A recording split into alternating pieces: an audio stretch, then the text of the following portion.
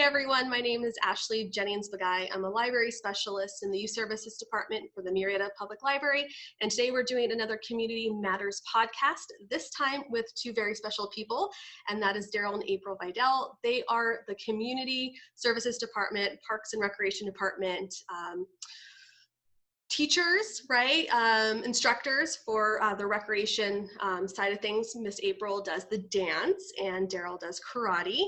My daughter's taken both of their classes and she loves them. She wants to go back. So, you know, we have to get those classes up and running when it's safe and get her back in and get all these other Murrieta students back into your guys' programs. So yeah, how are you all today? Back to you.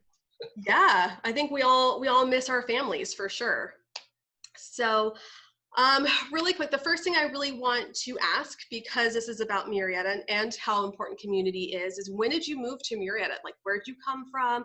Why did you choose Marietta? What was the process like? I'll let Darryl answer that. Oh, okay. So we got married in 1986 and we lived in Chino.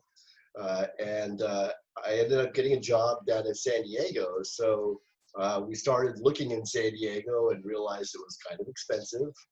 You didn't get much for your money. And on the way down to San Diego, we noticed this cute little town that we never heard of before called Murrieta. And we found a cute little house that we bought. And we had 2 kids at the time. And since then, we had 2 more. And they're all grown up now. And that was 30 years ago. 31, yeah, 31 actually almost. 31 years, yeah. My most fun story about that experience moving was, I don't know if I'm sure you remember this. The week we were told to move, we were called last minute and they said, no, we're gonna have to push it to the following week.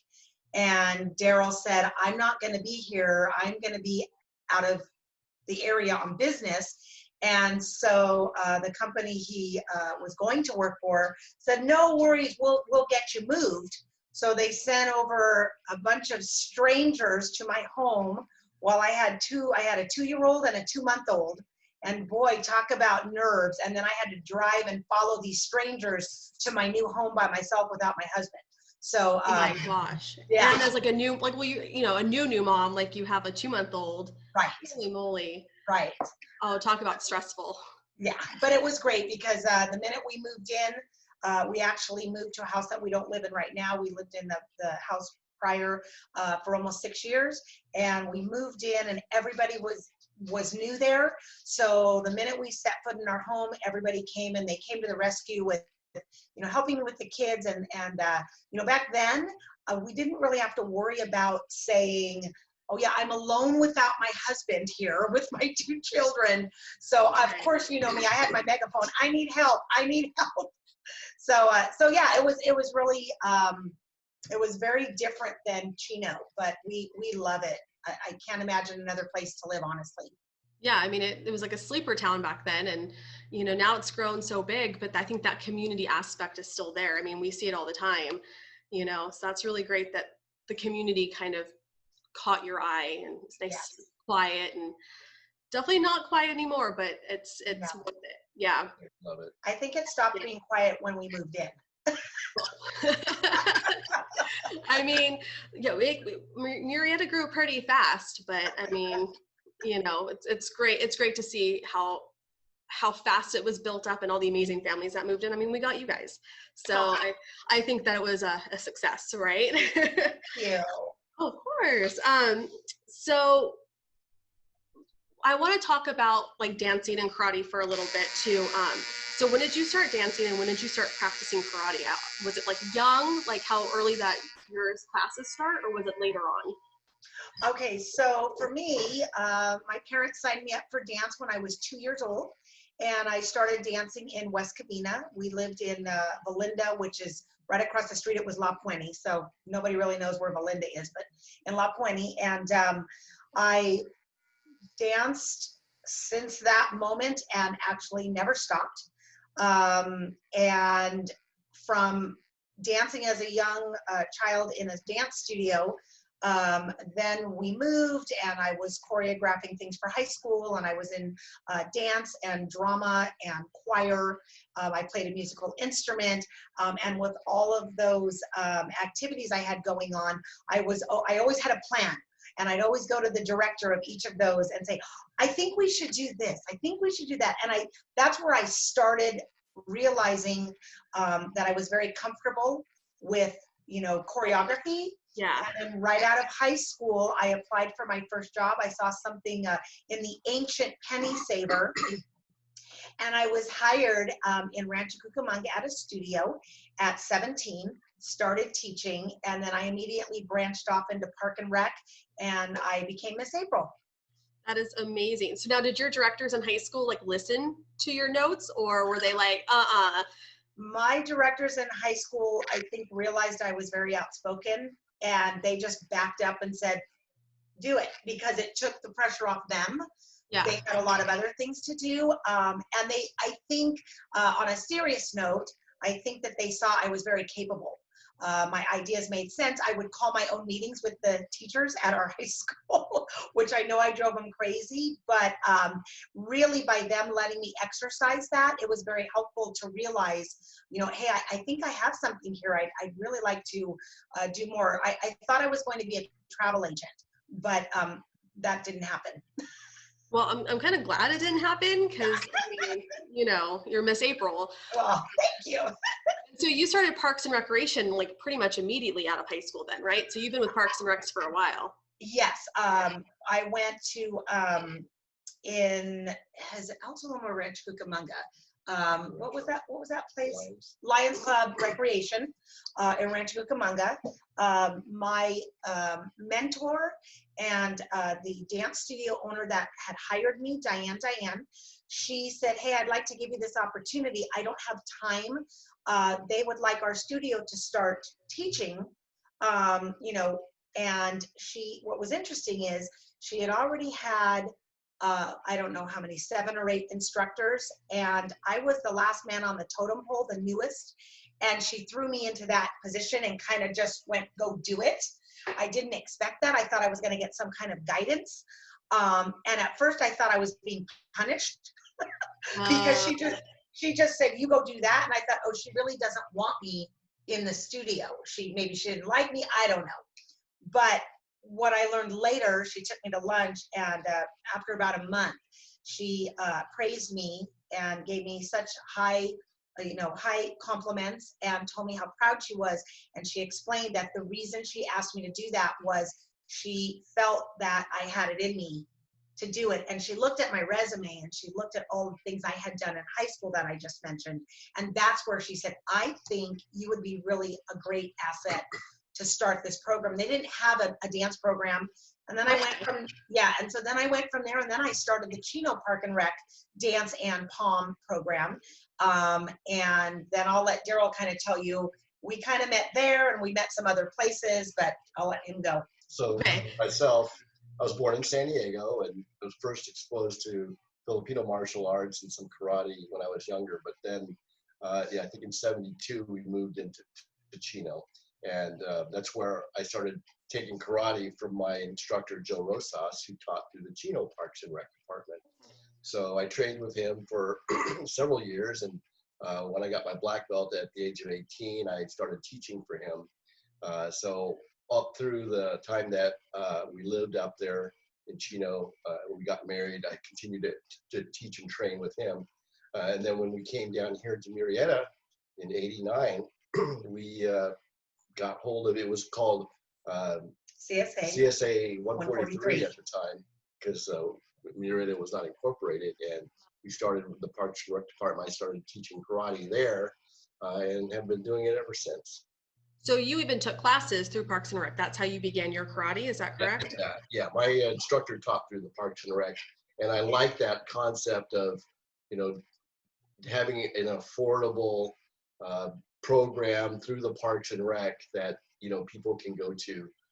So we both kind of like that, and support the city in that respect, and it supports us. So it's a great relationship. Absolutely. I mean, I never knew that about you guys. I've known you for both of you for a while, and I never knew that you both started in recreation. So I think that's really comforting for all the families that go through your programs to know that that's how you all started too. And so you know where they're coming from. And I think that's really valuable as community leaders and as teachers, for sure. So how did you guys meet then? So you guys met at Rancho or Chino, or somewhere completely different? We were both, she went to Ontario High School, I went to Don Lugo and Chino. And then we both went to Chaffee Junior College in Altaloma, and that's where we first met each other formally. But prior to that, this handsome man was in a band, and he used to play, all over locally. And their band played in the Chino Darry, one of, the Darry area. And a bunch of my friends went to go watch the bands. And that's actually when I first saw him. I didn't think anything of it. I was just there to enjoy the music. And then I'd seen him at a couple other, high school kind of rival functions. And then the rest is history. Perfect. I like when people meet prior to actually meeting. I feel like that's just like the universe's way of saying like, hey, okay, you didn't meet this time. Let's get you back on track. I love that. We actually, our first class for both of us was communications at Chaffee College, and we were in the same class. So we communicated. Oh my gosh. So she had a boyfriend at the time. I did have a boyfriend at the time. Well, I mean, we know who won in the end. So it was another year until we were no longer in that class. We bumped into each other, I think, at a gym or something. At the gym. That's amazing. I love that. Oh my gosh. And then, like you said, like the rest is history, and you have 4 amazing kids, so that was all meant to be. Thank you. Yeah, and now off track too from the questions, but do all 4 of your children dance and do karate? Like I know Nisabel and Shayna. Oh, I wasn't going to help her. Oh, April, you have to help me. I'm so bad with names. Just ask all my Storytime families. I'm like, I don't. Let me start on that because as younger kids, both the boys started taking dance because they were always part of her programs. But right when I first started teaching here, I didn't take students until they were 7. So when the boys were, for us a little bit earlier, maybe 5, or I think Justin was 4, they started coming to my class, and both of the boys got their black belts about when they were 18. So they had, 10 years or so. The girls both trained, but at the point that they got to middle school, they started dancing competitively, and so that kind of took them away from karate. Took them a little bit, but I mean, they've taken your classes and everything like that. So they're very self-defense able, both of the girls. Everybody. And to add to that, I started before at our Murrieta Park and Rec, our CSA 143. About 3 weeks after we moved in, I mentioned I had the 2-month-old and a 2-year-old. I started dance classes in my garage. I went around the neighborhood. I passed out flyers. I started talking to everybody saying, hey, are you guys interested in dance classes? I'd like to start them here. So that's actually how I started. And probably about 2 to 3 months later, I contacted the city and I spoke with Jim Holston that brought us on. And I was the first. I'm going to clarify something for the very first time in Marietta. Okay, it's all for you. Thank you. We always say, or I always say, we were the first instructors. Not so. I was the first one to call. He was the first instructor. Okay. So I figured I better put that out there. Keep the record straight. Right, but about a month later, then we got my classes rolling, where I started at Rail Ranch Elementary. In the NPR, like teaching? Actually, no. Rail Ranch, half of the school had portables, so they were still kind of building that school up. And my class was only on a Saturday. I had 30 students all at once for 45 minutes. We did a tap and ballet combo, and every Saturday by myself, I had 30 students age 3 to 5. Those were my very first classes. So no like assistants, no like junior leaders. Wow. No. How was that? I rocked it. You like, because you're very like upbeat and extroverted. So I was like, was it hard or was it like good? Well, I think the hardest thing to get used to for any instructor maybe at the Park and Rec is what's unlike at a dance studio. Many rooms, you close the door, the kids go in, the parents stay out, and that's it. And so the instructors may feel more comfortable because there's not that pressure of the parents right there. Yeah. We did everything from the very beginning with the parents there because there's no other place to put them. Right. So I think in the beginning, as you know, confident as I may have felt inside, it was a little bit much with that many parents because you figure 30 students plus a mom and a dad at least. That's a room full of people. I was always like it was a show every class. Yeah, I mean, it's like 90 people in that room. Right. Yeah. Not to mention all their little kids and their siblings. Right. I mean, in Storytime, at the height of it, I mean, we maxed out the room at almost 100, and that was pure chaos. Right. And you know, you're having to elevate your voice, and your voice you get drained. But then we're just there to like do literacy and kindergarten readiness, but you're actually having to teach not only technique but like safety too. Right. Exactly. You know, like oh, be careful. You know. Oh. And please stop talking so the children can hear the instruction. That's what you paid for. So how was it for you, Darryl? What was your process like? Like, where did you start teaching? Did you teach at Rail Ranch or did you teach somewhere else? After she said that, I can't remember. I moved around between different schools. I think my very first class only had 4 or 5 students. But at a certain point, I was also teaching at Rail Ranch, and this was before it was completed. So we were teaching in relocatable, and I can remember going there on Saturday morning too. That's when I started, and hoping the custodian remembered, because half the time he would come late, and so I would start teaching the class outside or something like that. Oh my God! But it was the same sort of thing.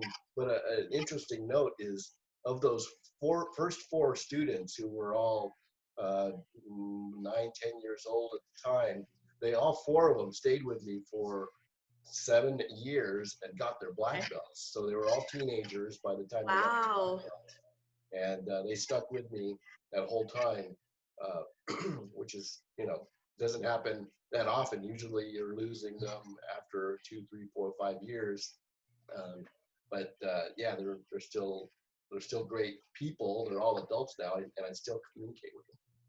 And you have, like, their children are now doing karate through you, because when we would take my daughter to karate, I know one of your assistants also went through you. I forgot his name. Brian. Okay. I told you I'm bad with names. And just seeing the parents come in, and it's just kind of like a generational thing. Like, that just goes to show how good not only your teaching is, but how important you are to the community, that they still trust you with like their children. And there's actually quite a few stories of siblings all training with me. I have Brian and his 2 sisters, Chelsea and Jessica, who all trained with me for multiple years and got their black belts. And then at least 2 or 3 other families I have that have multiple members that went all the way up to black belt. So it's really cool. Actually, one of his most recent students, she is the sister of one of his first black belts, Brandon. Her daughter and her are taking now from him. So that's pretty cool. Because you can, you said, was it age 7 or 8 that you can take with like an adult, right? Like when Darry becomes that age. Start at 7 all the way up. Yeah. So you can actually take karate with your children, or vice versa. You can take it with like your parents. I think that's really amazing. I think that's a great like family outing, and like a family, like, I want to say ritual, but just something that you guys can do together. There's not many things that you can do where you actually participate with your kid, except for maybe bowling and golf. But the interesting thing about it is when the parent joins with the student, the student actually sees the parent struggling along too, and Yes. inspiration that can help each other. Yes, and that's, I think, one thing that I love about doing story time is I purposely make mistakes so the kids feel good about themselves correcting me. And I think it shows confidence and it shows vulnerability too, to see, like, I mean, my daughter would be laughing at me and you'd be getting mad at her because I'd be flopping all over the place. But it's good to see, that generation learning together and growing together. I think that's something that they'll all remember throughout the years, and that's like really special. So I recommend that for anybody, is to take your karate class with your, the parent and the child together. So we talked about how many students you had. We talked about getting in contact with Jim, Palms dance, and then Darryl, do you remember what karate did you start with? Was it just like the 7 and up? Was that your first class, or? Yeah. 7 and up, and then about 7 or 8 years ago, they always told me that I should take younger because other studios do it, and my feeling was always that, well, at 7 is when a kid really starts to learn about understand their body, and their body is growing. And my feeling was that younger kids, who took karate at very young ages would quit and then probably never return. But they said I was losing so many students, so I started, like I said, 7 or 8 years ago, adding a 4 to 6 junior class, and that class filled up right away, and it's been very, very popular, and it continues to be a full roster for me. For me, it's entertainment. I love watching that class. They are amazing. Yeah, to see them all in line. I think the most fun thing to watch in that class is the kiai. They are screaming, yes, Sensei, and yes. kiaing, and I have to commend my husband because he always would complain and say, I just don't think I have it in me. I don't have the patience to teach. I want to teach and watch them succeed. I'm not ready to teach and just do it I don't want to do it to take people's money and not have their child learn something from it. But then as he did it more and more, he's done a fabulous job, and I think he really enjoys it. Well, I think what has amazed me the most, and I always have a saying that I think I'm the most patient person that I know. Because he's married to me. Is that, at 4, kids are crazy, right? They're wild and they're really, but now that I have a group of students that are coming back, all the new students come in and they see them line up and stand quietly in line and wait and respond as instructed. And I think their parents just can't believe it, because these kids are bouncing off the wall, and then they come and stand in a straight line and really understand the discipline. I can attest. Oh my gosh. And my daughter's been begging us to go back. It's just, schedule happened in the fall, and then, the whole pandemic happened. We haven't been able to get her back. She always asks me on a weekly, can I go back to karate? Can I go back to karate? And I'm like, we can't right now, but yeah, let's do it. But watching her, become more confident with herself when she was in the back line, which is where the white belts are, I think, right? And then going to the front line, oh my gosh, she thought she was hot stuff. She was. And she took it seriously, and she was at the time 4, and I never saw that in her. I was like, okay, you go, girl. So you definitely bring that out, and you're so patient, Darryl. So I do want to talk, I don't want it to be controversial because I do support our local businesses, but what is the value between recreation classes and studio? Because I went to dance in a studio, and I feel like that made me a great dancer at the time. But coming from a recreation family, I see the importance of recreation classes. So what would you say is the difference between recreation and a studio? Well, first, because I don't know who will be watching this, I think it's really important for me to share, and almost all of our studio owners that have been here, whether it be 1 year or, maybe 24 years, because I am the first teacher in the Valley. Mm-hmm. I have an absolutely wonderful relationship with all of our studio owners. I think I'm in a very lucky position because while studios, I'm going to be very raw here, everybody that is in the same business as someone else, of course there's competition. That's how you run a business. That's what a business is about. However, myself being Park and Rec and not offering competition or real high-end technique, because we don't have the facilities or the time to provide that, I'm not in competition with anybody. So I welcome them, they welcome me, and you've probably seen a lot of things on Facebook where I'm talking about other studios and I'm supporting them and I'm telling the community to love them. And if somebody is wanting more from Miss April's dance, it's very hard to say bye to my baby birds and let them fly, but I'll always be honest with a parent, and when they ask for a recommendation, I give them some very key advice where I don't actually pick one ever and recommend. I've got some very key notes that they should look for in a studio. But I think the value that I can compare myself to someone else, and I believe they would say the same, they'd agree, is number one, I get to stay very connected with my students from the very first class to the time we end. Many studio owners are not teaching anymore. They might just be an owner. And I don't mean just an owner, but I mean not teaching. Correct. So they're not possibly as connected on a day-to-day basis. They might be behind a closed door. They might not be in the office. I am there for almost every single class, every single session, and I walk into every class and I'm making sure that I am available for parents if they have questions, concerns, support. The kids need me, the parents need me, and so that's one thing. I think another thing obviously is affordability. Because I don't have an overhead, I don't have electricity, I don't have rent, I don't have a building. The city does take a portion of our earnings to help with all of the things that we are using on a day-to-day basis. But by having low-cost classes, they might be able to take 2 to 3 half-hour classes, tap, ballet, and jazz, or they might go to a studio and the prices are more for all the things they have to pay for, and they might only be able to take 1 class. And they may just stick with tap and never have an opportunity to switch. So I would say financially, the value and also being available to me is very important. Lastly, I'll say we are very connected to the community. I'm an ambassador. I'm the ambassador chair for our Marietta Wildemar Chamber. And I think it's very key that as being true, if you're going to say you're really part of the community, that's the way to do it. And I'm so blessed that that I have that as well. And just performing in the community, staying with the community, just being out there. I love it.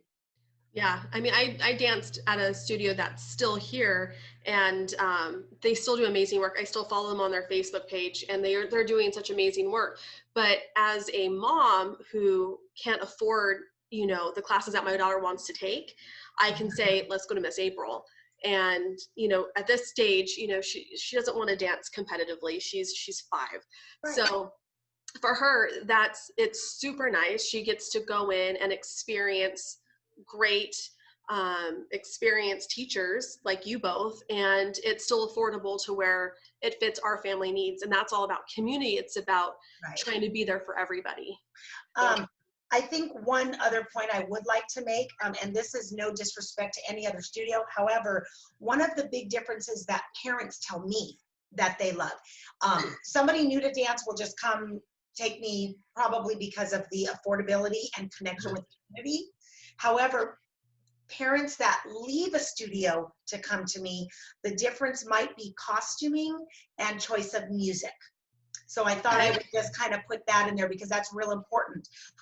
Everybody feels different about different ways their children, dress or the music, the content. And neither is right or wrong. It is personal choice, but I get to be that option. Yeah, it's just like reading, we have to have something for everybody, but we have to, be there for our family values. Each family has their different values and we have to respect it. Yeah. Right. Yeah. So what about you, Darryl? What do you, I know, you're what is it? I made a note because I was like, I'll forget. So you're 10th, your 10th black belt and you're a grandmaster in your Parks and Rec, right? I mean, yeah. I love that. So besides that title, which would make me come to you in a heartbeat, what's the difference between a studio and a rec class? Well, probably the main practical reason is that I have a full-time job. So having a studio over and above that would make it almost impossible. Right. So one of my beliefs is that the way to stick with something for a long time is moderation. A lot of people will go to a karate class and they'll start going 5 days a week, and that'll last for a year, and then they'll burn out and quit. So by having a program that is twice a week, it's enough to keep you in practice, to give you a pretty good workout. You still need to augment that, but it's a good way to be affordable, which I think is very important, and also to have a moderate schedule that you can stick with for a long time. The other thing that I think is really important is I love to have multiple family members. So besides being affordable, I actually give discounts for the second family member and third family member. And then if you have 3 family members, I give you the 4th one free and beyond that, because I love to see, a whole family training with me. And I've had some great families where I actually have a family with 9 kids that they were all training with me at a certain point. So it's a way to, give back to the community, to make it affordable, to make it not high pressure, high stress. You shouldn't have to mortgage your house so that you can, afford taking classes for your kids. So that's really what I believe. Yeah, I really like that. I still go back to that you're able to afford a whole family doing, coming to your karate classes. It's as much as we love karate and as much as we love dance and all the other extracurricular activities, there's more like, camping and vacations and all that kind of stuff. And you shouldn't have to like pick and choose. You should be able to try and enjoy it all. And I love that there's an option with still such great quality instructors. I think Murrieta is very blessed and great, just we should be thanking you fully for what you guys do for the community. If I could add one thing, you had Yeah. mentioned, the 10th degree and the Grand Master. It's something that I really don't talk about much with my students. I ask them to call me Sensei, which just means teacher. In martial arts circles, people will say Grandmaster or GM or something, and pretty much I just go with Sensei and don't hype up the 10th degree, but it is my rank, and it's one of those. Here's his halo. Yeah. He's a very cool angel. I didn't think he was going to bring it up, so I had to bring it up somewhere. Good for you. But I mean, my daughter still calls him Sensei every time. She's like, "Where's my Sensei?" So, and I love that that's a respect that you do demand, yes, Sensei throughout the class. And it teaches them that respect because you've earned it. I mean, they might not, especially the younger kids might not understand Grandmaster. They might not even understand black belt. Like if you were to explain it to like my daughter's age category. But Sensei to me shows them the respect that you deserve. And to go with that, I respect them. I tell them early on in the process that, we have this agreement that you come and try your best and I will do my best to train you. So we're trying to make it an even mutual exchange. And it definitely shows. So, so we've already talked about community and Murrieta and how amazing you guys are, but I would consider you guys the epitome of community. And, I've been around, so I've seen the players at play, and you guys are definitely the 2 top ones. And that's very nice. That's so nice. Well, I mean, it's true. You guys have been, the Make key. me cry. Give you a tissue. But I really want to know, as community leaders of Murrieta, what makes Murrieta so special? I have my reasons. I know people watching will have their reasons, but what are your reasons of what makes it so special? Let me start. Go ahead, please, because I got to think. I know you'll go on. No, I won't. I think Marietta is a very special place because I think one of the first thing that struck me coming to Marietta was the street we moved up Falconer, where we first owned our first home, there were at least 5 families that had 3, 4, 5 kids. So I could see that the people that were coming to Murrieta, believed in big families, big happy families, and we had 4 kids, and we definitely agree with that. So I think that value has really made Murrieta where we really love big happy families, and I don't know, that's what it feels to me. Yeah, I mean, Murrieta was based on families, and it was raised off of families, and it just shows that that's still what's continuing today.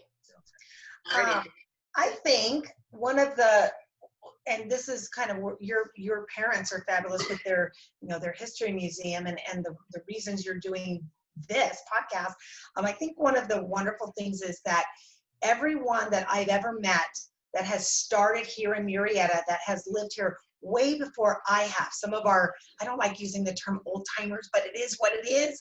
They are very prideful of this community.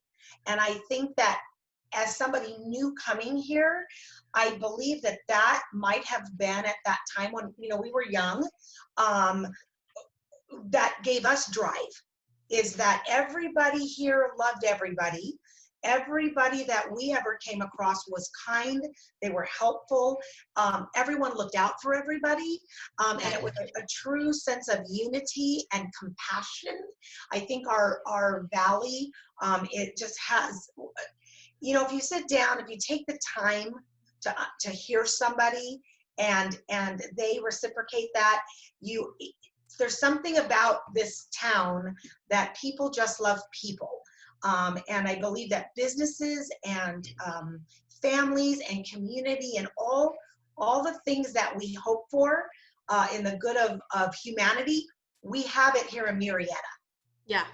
I hope that answered the question. It does, and I'm going to kind of go off on a tangent and bring up my grandma, because my grandma's lived here her whole life, but she always used to say that, if it wasn't for the growth that we've had and when we've had it, she wouldn't be able to raise her family here. She would have had to have moved, and my parents wouldn't have been able to work and live in this town that has been part of both of their lives forever.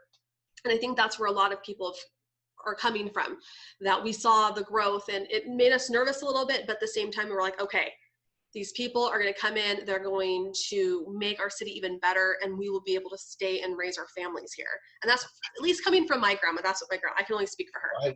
I definitely agree with that. Your whole family is a perfect example. Yeah. I mean, it's amazing what you can learn from your elders, and we don't necessarily listen to them when we should, because we're young, and then hopefully we become those elders to inspire the younger generation, which is why I have that junior instructing program that I've been running. Yeah, I mean, that's what you guys are doing in your classes. You are, elders, so to speak, and you're gifting that. And basically it's doing what you were able to have done for you when you were young, was you had a mentor, which would be you now, and then you blossomed, and that's what you're doing for, not only, it's for both of your classes. Yep. Right. Yeah. So I'm going to skip ahead because we're running out of time, but I really want to talk to Darryl. Of course, let's just get this one out of the way because I have invention questions, but you know what I'm going to ask. So let's just go ahead. Karate. Well, like if you watched the interview I had with my dad, we brought up Jim Carrey. So let's just continue with that. Okay. No more Jim Carrey. Let's talk about Karate Kid. So Darryl, you not only were in Karate Kid, which we root for you every time we watch it. So, the same outcome. So tell us about your role in the movie and the famous move that you did, all that kind of stuff. What was it like filming? Like, just give us like a brief. Sure. So the backstory is when I was, in my early 20s, just got my black belt. I used to compete in karate a lot in the LA area. And I knew I had some good skills. And so I did think or hope that I might have, the a possibility of getting into the movies somehow and become like the next Bruce Lee. But you know, it's kind of like a fantasy. But then at a certain point, I was competing in LA, and I had won the kata division, and the director of the Karate Kid, who I didn't recognize him, but he happened to be also the director of Rocky. He came up to me and his assistant, and they basically said, "How'd you like to be in a movie?" And I was like, "Of course I want to be in a movie." So that's how it happened. And after they brought me on to come to rehearsals and stuff, I was meeting all the actors, Ralph Macchio and Pat Morita, and and the writer, a guy named Mark Robert Kamen. They started telling me about this part of the movie where they were going to do a crane technique, which is there are some martial arts systems that have something called the crane technique. In fact, we have one in karate that's called the high crane, but it's not as it's depicted in the movie. Yeah. But they describe that they want this person to be up on one leg and put his arms out to the side, and I was like, why would you ever do that in the movie? I mean, for fighting, it doesn't make any sense. Well, that's the way it was written. So they basically gave me the part to stunt for Pat Morita, the scene when he's on the beach doing the crane technique. So that's me doing the crane technique. And a lot of times people will say I'm the inventor of the crane technique because I kind of made up all this part of it. But the kick is just a jumping kick that I'm doing on top of a post. But we're going to still say that you invented it because, unless you don't want us to, but I mean, you set the record straight now. I certainly made up parts of it. And then in the tournament, at the end of the movie, I play the semifinalist who fights Johnny Lawrence before the finals, and they use my real name, so I play myself. And to me, that's like the best because, we can see it up there, we can root you on, and, I just noticed this was on his desk. I don't know why a picture of him is here, but anyway, I don't know if you can see this. This is actually at a demo at the Cal Oak Sports Park, and he's breaking a rock with his hands. Can you see that? I can. That's amazing. So we used to make a joke and say, "Hurry up, kids, get a piece of the rock." After it would snow, we'd have to clear everybody out of the way, and rock would fly. But that's kind of his signature stunt. You don't normally see people breaking a rock. I do remember those demos too when I would work for Parks and Rec or helping them out. I remember those demos. I would sneak over. Yeah. So that's really great, fun. But as much as I love to cheer Darryl on in the Karate Kid and like boost to like our families who come into the library, go, "Where's the rep guide? Do they do karate?" I'm like, "Oh, well, let me tell you, he was on Karate Kid, blah, blah, blah." I do that, but you are also an inventor, right, Darryl? Yeah. Yeah. Done a couple of things. Yeah. So, how is that like? So, you don't have to tell us like what you invented, but do you have any advice to give people who want to invent something or they have an invention, but I mean, the patent process is so tedious, right? What would you what inventors about not just the process, but what to tell them if they're too afraid to go to the next step? Yeah, that's an interesting question that I didn't expect, but I can't say that I've been super successful because the items that I've invented and patented and trademarked and all those things didn't blow up and become this super successful thing, but it is a process. And I think the important thing is you have to have, the money to put behind that invention. You have to protect your intellectual property through patents and trademarks and all those things. So, seek out advice is what I would tell anybody. It's what I did when I was starting the process, and it's very involved, and you can expect it to take years. But probably the most astute thing I could tell someone who thinks they have an invention is one, test it, make sure that it works. But two is first to market is just as important as intellectual property. So sometimes you can wait years to try to get patents done and somebody comes in front of you and actually puts it out to market because they have more resources. So sometimes if you can get it out to market and make a name for yourself, part of the patent process actually supports that if you're in the market. So. Okay, so that's something I didn't know. Yeah. Yeah. So as we kind of come down to the end, because we're almost to the 45-minute mark, this is about, the library and everything. And obviously we have karate books and dance books, and I'm a very firm believer in learning from books. But what would you tell people? Like, what's the one thing you can't learn from books about karate and about dance that they should not only check out the book and read, but also figure out how to do on their own process? Go ahead. I would say, that's a tough question because there's a lot you can learn from books. Right. And we have this, social media, and we've got YouTube, and we have all that. However, when you commit to something on a daily, monthly, yearly basis, Mm-hmm. There's nothing that can replace the feelings that come inside, Right.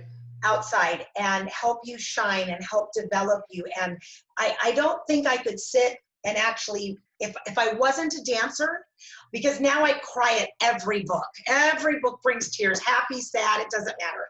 But if I were to open up a book and read about little Susie in dance class, as a little Susie myself, I don't think I'd get that same connection as if I'm standing with my instructor who is loving me and caring for me and wants to see success. So for me, it would be the feeling. The feeling. So my answer to that is a really good question. First of all, a little background, I'm an avid reader. I read constantly. I'm always reading a novel as well as a science book like quantum physics or philosophy, which I really love.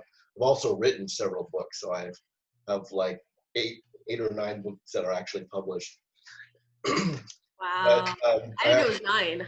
I heard a great quote, and I really believe it. And the quote goes like, I'm just paraphrasing, but the idea is that everybody thinks they have original ideas, but until you start reading other people's work, you realize that there's so much other thought out there that until you start reading, you never really experience a lot of that. So yes, there are movies, there are social media, the YouTube and all these things, but what I learned early was reading Tom Clancy submarine novels, right? The Hunt for Red October.